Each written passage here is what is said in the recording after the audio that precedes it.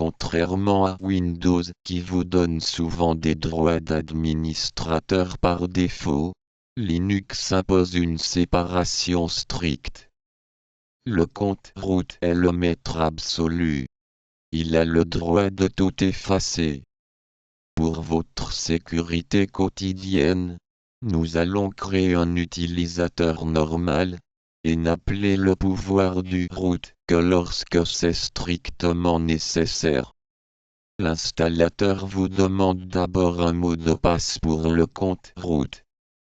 Choisissez une combinaison solide.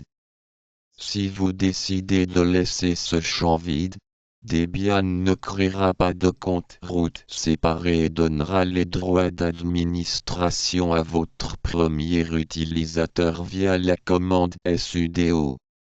Créez maintenant votre compte personnel. Donnez d'abord votre nom complet, puis choisissez votre identifiant, ou login. Par convention, on utilise souvent la première lettre du prénom suivie du nom, le tout en minuscule. Définissez le mot de passe de votre compte personnel. Il peut être identique à celui du root pour plus de simplicité, mais dans un milieu professionnel, on préfère les différencier.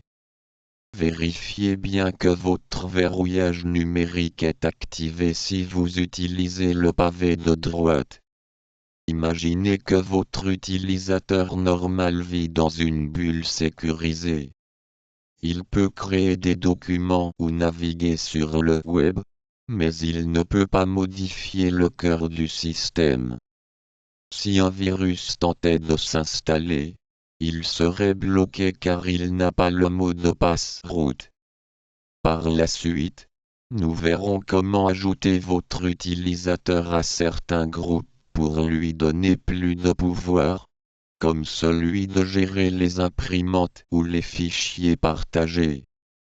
Debian est conçu pour être multi-utilisateur. Vous pourriez créer un compte pour chaque membre de votre équipe avec des droits sur mesure. Debian est conçu pour être multi-utilisateur. Vous pourriez créer un compte pour chaque membre de votre équipe avec des droits sur mesure. Vos clés d'accès sont forgées.